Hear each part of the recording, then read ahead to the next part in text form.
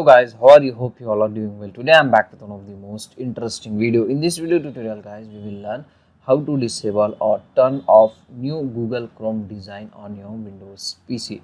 So when you update your browser, you can see the changes of your Google Chrome browser design. As you can see guys, if you want to get the old design back to your Google Chrome, you can follow this easy and simple method. In the URL box, you need to search chrome://flags like this. You need to search and hit enter. Okay, it will open the flag page on your browser as you can see, and in the search box you need to search new refresh 2023. As you can see guys, just you need to extend this option flag, and here you can get the option disable. Just select this. Okay, and after this guys, here you can get the option to relaunch your browser. Just click on relaunch. Okay, now it will relaunch your Google Chrome browser. After relaunching, you can see the changes on your Google Chrome browser design. You can get your old design back to your Google Chrome.